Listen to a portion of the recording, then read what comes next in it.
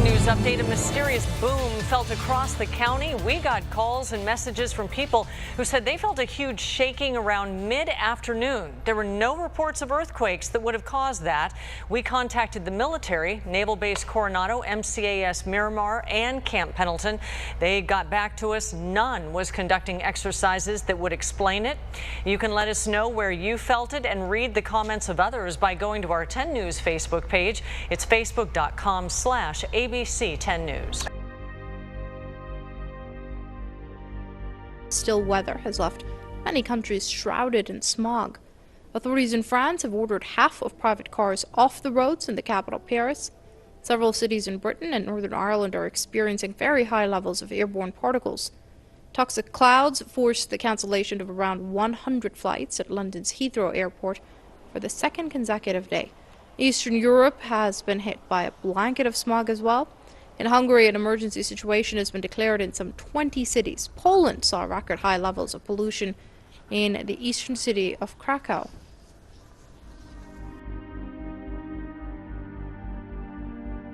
In cities and towns across the United States, from California to Pennsylvania, local leaders, health officials, and researchers are taking action after a Reuters report revealed thousands of communities where children had tested with lead poisoning at higher rates than in Flint, Michigan. In response to the alarming crisis, measures such as blood lead screenings, property inspections, hazard abatement, and community outreach programs are being advanced to protect children from the toxic threat. In an investigation last month, the news agency discovered that nearly 3,000 U.S. communities had recently recorded lead poisoning rates at least double those found in Flint. A shocking 1,100 of these neighborhoods had a rate of elevated blood tests at least 4 times higher than in Flint. A new study finds that many American men are infected with the cancer-causing human papillomavirus, also known as HPV.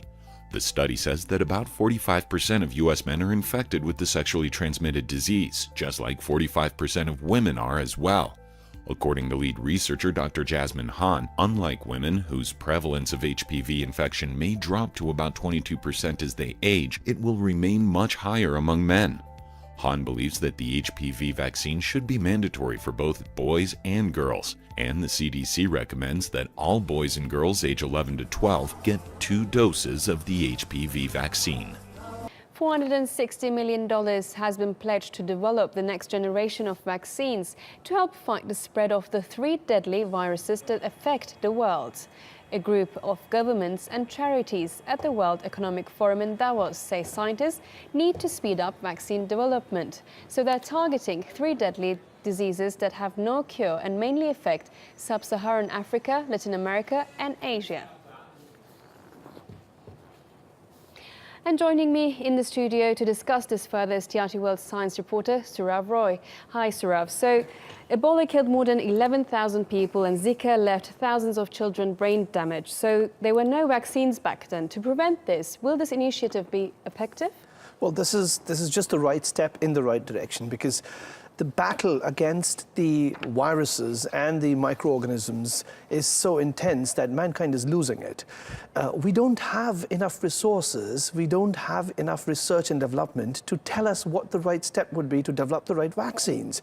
And quite often viruses are different from bacteria, because unlike bacteria, viruses' genetic material is RNA. It's not the DNA like you and I have.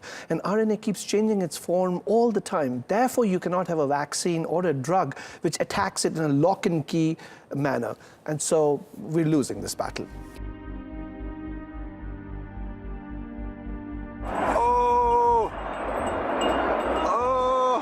Mount Semeru, Mount Sinabung, Mount Lokan.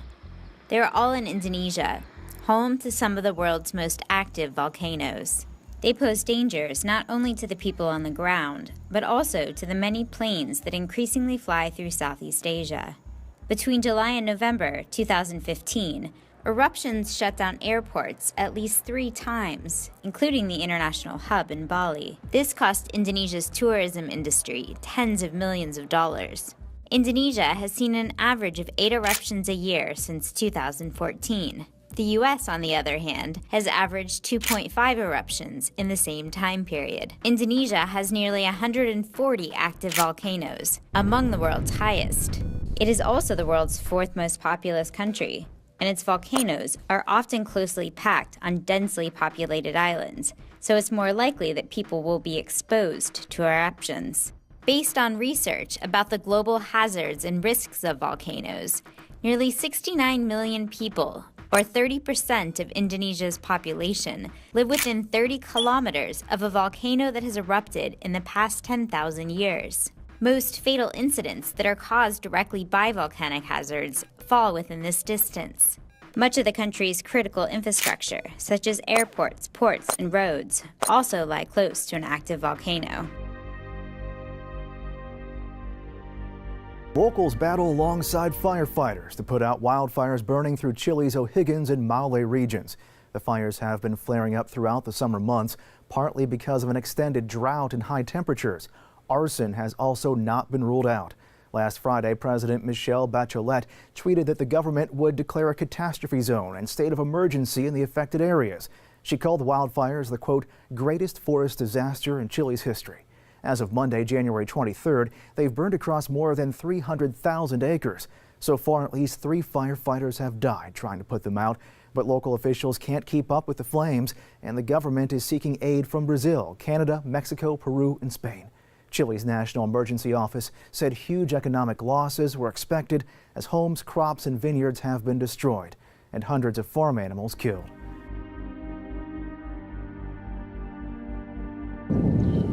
Early morning on Lake Chad.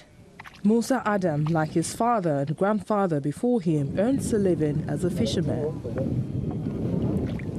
For centuries, the lake's waters have been a rich source of food and water for the people living on its shores. 10 years ago, a catch as little as this would have been thrown back, but not anymore. Fish are now so scarce that every single one, however tiny, will be shared out in the village. We give each person 1 fish, but the problem is what happens when there are no fish. No fish means no food and no jobs. From the air, the fisherman's problem is clear to see. What was once one of the world's largest lakes is now a patchwork of weeds, ponds, and islands. Images from space show how a huge body of water 50 years ago is now just a 20th of that size. A combination of recurrent droughts and temperatures of up to 50 degrees Celsius is the root of the problem. The lake is now just 7 meters at its deepest. And land that was once fertile has turned dusty and barren.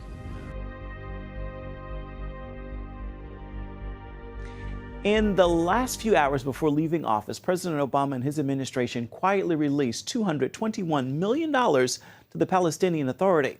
GOP members of Congress had tried to block that move, but former Secretary of State John Kerry took the action anyway, right before he left the State Department for the last time Thursday.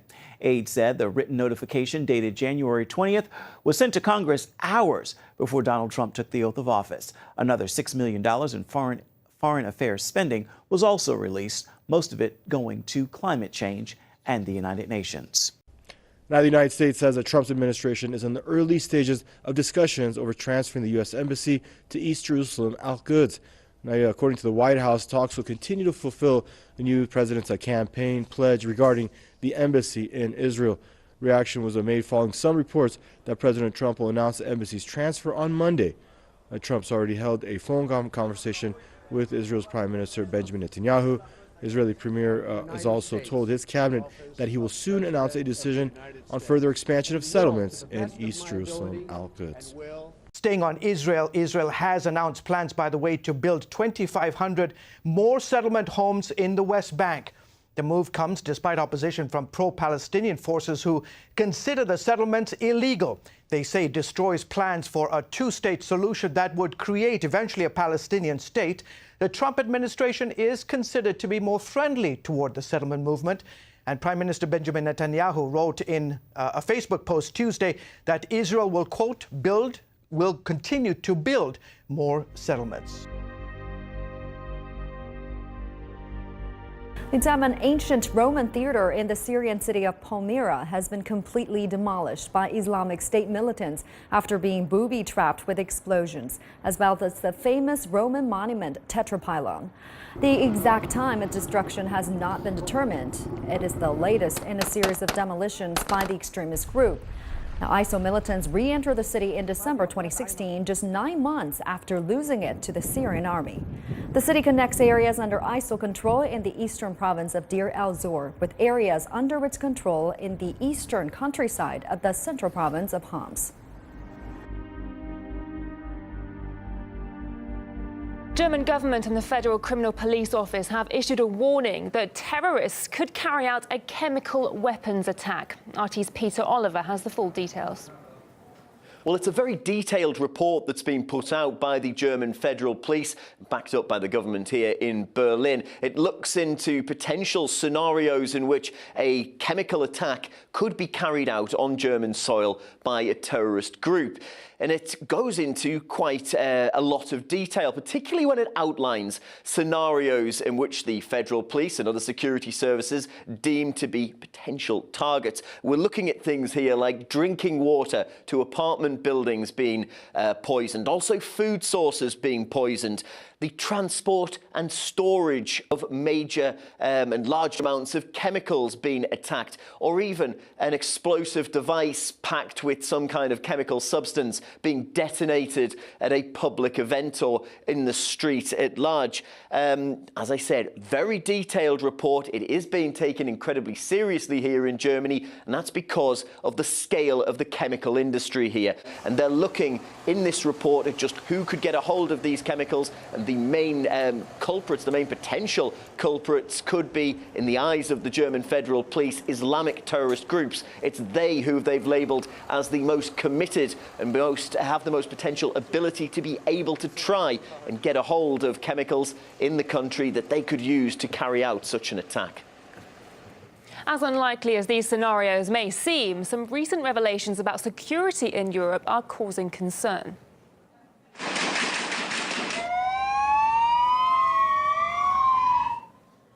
Last year in Brussels, police found a bomb-making factory full of chemicals during raids in the wake of the major terror attacks in the city. What's more, a few days later, it turned out 2 nuclear power plant workers in the country fled to Syria to join ISIL. In Germany, alarm bells rang when military equipment was stolen from an armory at a US base in Stuttgart. And only recently, German authorities lost track of 3 Islamists that had been deemed a legitimate threat. Gambians welcome ECOWAS soldiers to their capital, Banjul. Foreign peacekeepers here to secure the city. New President Adama Barrow's spokesman says some Gambian soldiers may remain loyal to the now exiled former president Yahya Jammeh. It's not often you see one country's army welcoming foreign soldiers, but these are not ordinary times. Some Gambian troops, at least, are ready to serve the new president. Let's sleep indoors like he said. Barrow said it. That he's not ready to go for anybody. And I know he's very intelligent. Nobody will push him to put this country at stake. You know what it means. Gambians don't know for sure where former President Jammeh is, but they do know that he's out of the country and out of their lives for the first time in 22 years. In the Serekunda area near the capital, there was relief after a tense few days. I feel happy because people are here, people are back here, shops are open, cars are running, everybody is smiling. Late on Sunday, new President Barrow claimed that Gambia's treasury had effectively been looted. If rumours that Jammeh is in Equatorial Guinea are true, chances of getting that money back or of extraditing him to face justice will be extremely slim. Equatorial Guinea is one of the most closed societies in the world and is ruled over by a kleptocratic and corrupt elite. And it's a perfect place to disappear. There are visible signs North Korea might be preparing to test an intercontinental ballistic missile. In response, Seoul deployed an additional Aegis destroyer to the East Sea to better detect a possible test. Kim Hyun-bin has the latest on the defense front. U.S.-based monitoring website 38 North said that recent satellite imagery shows Pyongyang might be preparing for an intercontinental ballistic missile launch off its east coast. The article written by Joseph Bermudez says the pictures show that the regime is regrading roads at the Karma missile test site and paving them with gravel, which means it's making improvements to launch a missile that's heavier than its Mustan intermediate-range ballistic missile. North Korea carried out at least 4 Mustan tests from the same site last year. South Korea's defense ministry says that it is keeping a close eye on the regime. South Korea and the U.S. are looking out for possible ballistic missile provocations from the north. North Korea conducted several missile tests on the site last year and currently seems to be maintaining its existing facilities. South Korea dispatched to the East Sea an additional Aegis destroyer, which has a radar range of up to 2,000 kilometers. South Korean military officials say that the U.S. and Japan have also deployed Aegis destroyers to the same area to better detect any missile launches. The new administration of President Donald Trump says it will take steps to prevent China from taking over disputed island territory in the South China Sea. The White House is suggesting it may be prepared to intervene. The U.S. is going to make sure that we protect our interests there. So it's a question of if those islands are in fact in international waters and not part of China proper, then yeah, we're going to make sure that we defend international territories from being taken over by one country. During his confirmation hearing for the position of U.S. Secretary of State, Rex Tillerson said the U.S. should send a clear signal that China would not be allowed access to artificial islands it's built and would be told to stop further building activity. China's foreign ministry claims what it calls indisputable sovereignty over the Nansha Islands and their adjacent waters, and that it upholds its territorial sovereignty and maritime rights and interests in the South China Sea. The ministry also reaffirmed its intention to resolve issues peacefully through talks with countries directly involved. China will firmly safeguard the freedom of navigation under international law and peace and stability in the South China Sea. The U.S. is not a state directly involved in the South China Sea issue, and China urges the U.S. side to respect fact and speak and act with caution so as not to impair peace and stability in the South China Sea region. It's unclear whether the announcement by the US represents a substantial policy shift or whether resolving the dispute will become a priority for the Trump administration. Dozens of tornadoes ripped through the southeast over the weekend, killing more people in just 48 hours than in all of 2016. As of Monday morning, emergency officials say at least 20 people died and dozens more were injured as a series of violent storms made its way across the region. Twisters were reported in Louisiana, Mississippi, Georgia, Alabama, and South Carolina. This storm system already makes tornadoes in 2017 more deadly than last year. The total number of tornado deaths in 2016 only came to 17. It's unusual for such a deadly string of tornadoes to occur so early in the year. A Christian university in Mississippi was also hit hard by those devastating tornadoes. William Carey University in Hattiesburg suffered extensive damage, but thankfully no one was killed. A school spokesperson says nearly all of the 30 buildings on campus were damaged and about 100 vehicles were totaled. But the university president says something remarkable happened at the chapel. We had extensive damage to our beautiful Bass Chapel on campus, but the Bible on the pulpit is left undisturbed, and it's open to Psalm 46. God is our refuge and strength in times of trouble.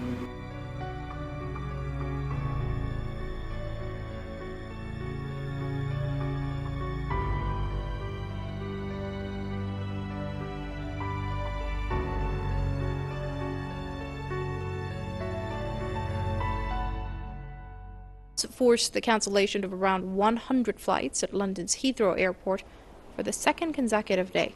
Eastern Europe has been hit by a blanket of smog as well. In Hungary, an emergency situation has been declared in some 20 cities. Poland saw record high levels of pollution in the eastern city of Krakow.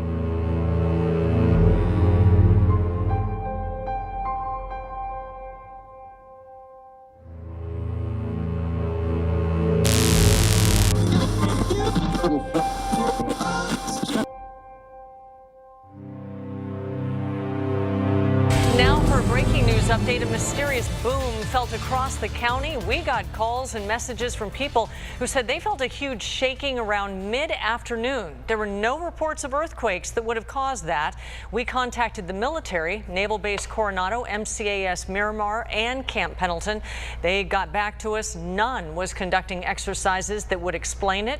You can let us know where you felt it and read the comments of others by going to our 10 News Facebook page. It's facebook.com/ABC10 News. Still weather has left many countries shrouded in smog. Authorities in France have ordered half of private cars off the roads in the capital, Paris. Several cities in Britain and Northern Ireland are experiencing very high levels of airborne particles. Toxic clouds